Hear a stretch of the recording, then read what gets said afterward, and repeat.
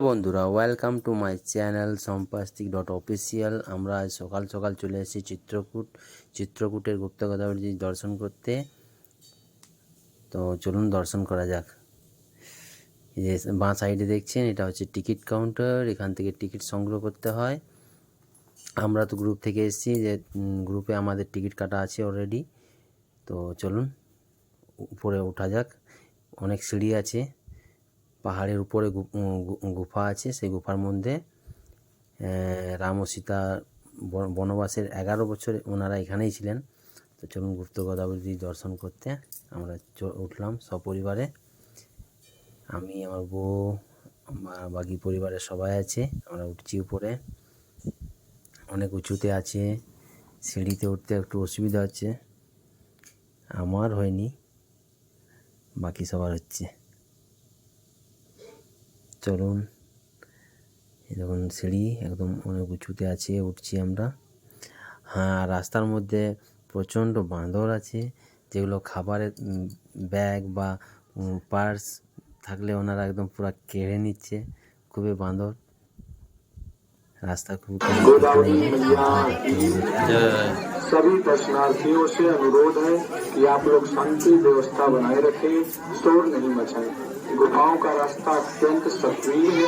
आने जाने का एक ही मार्ग है, 10 मिनट का समय लगेगा। जैसे ही अंदर वाले दर्शनार्थी निकल जाएंगे तभी आप लोगों को प्रवेश किया जाएगा।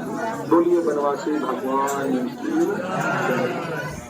তো আমরা ফাইনালি গুফার ভিতরে প্রবেশ করলাম। প্রথমটা ঢোকারটা করতে পারলাম না, কারণ ওখানে অনেকেই সংকীর্ণ ছিল। যাই হোক, তো আমরা ভিতরে ঢুকে পড়েছি। এই দেখুন গুফার ভিতরে কি সুন্দর, একদম খুবই সুন্দর লাগছিল কীভাবে মানে গুফাটা বানানো হয়েছে। খুব দারুণ দারুণ প্লেস, খুবই সুন্দর লাগছে ভিতরে এসে। ভিতরে অনেকগুলো মন্দির রয়েছে। দেখুন, এখানে যেমন আছে মাতা সীতার কুণ্ড, এখান থেকে উনি জল নিয়ে রান্না বান্না করতেন। তো এখানে আছে আরও অনেক মন্দির রয়েছে ভিতরে। আর ভিতরে প্রচণ্ড গরম, পুরো ঘেমে যাচ্ছিল।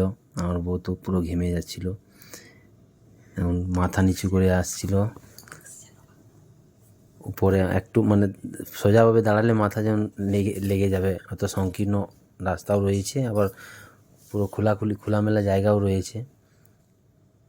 তাই এই মুহূর্তে পুরো আমরা ওই সীতাকুণ্ড থেকে জল নিয়ে বাবার মাথায় জল ঢালছে। দেখুন আমার বউ আর সানা, জয় ভোলেনাথ। এই দেখো জল বাবার মাথায় জল ঢালছে, সানা ঢালছে।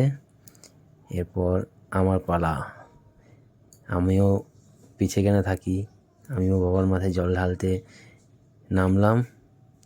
এই দেখুন বাবার মাথায় জল ঢালছি, জয় ভোলেনাথ। খুবই দারুণ জায়গাটা, জীবনে একবার এখানে সবাই আসবেন, দেখবেন, খুব সুন্দর জায়গা। এরপর আমরা আবার মানে অন্য রাস্তা দিয়ে বেরোচ্ছি। হ্যাঁ, এখানে একটা মন্দির রয়েছে, মানে পাহাড়ের ভিতরে আবার সিঁড়ি দিয়ে উঠে, খুবই সংকীর্ণ। উপরে হনুমানজির মন্দির রয়েছে। আমরা উঠছি, মাথা নিচু করে উঠতে হচ্ছে, কারণ সংকীর্ণ রাস্তা, মাথায় উঁচু করলেই মাথায় লেগে যাবে। আর এই পাথরটা দেখছেন, এই পাথরটা মান্যতা আছে, এটা ঝুলন্ত অবস্থায় রয়েছে। জানি না, কিন্তু সত্যি দেখে মনে হচ্ছে ঝুলন্ত অবস্থায় রয়েছে। এটা হচ্ছে হনুমানজির মন্দির। চলুন, দর্শন হয়ে গেল। এরপর আমরা নামছি, নেমে এরপর এক্সিট করব, বেরোবো। দারুণ প্লেস, সবাই একবার এখানে আসবেন, একবার দর্শন করবেন গুপ্ত গোদাবরীর। খুবই সুন্দর জায়গা, এখানে এসে মন একদম তৃপ্তি হয়ে গেল, খুব ভালো লাগলো। বাই বাই, সবাই ভালো থাকবেন, আর একবার এখানে অবশ্যই দর্শনে আসবেন।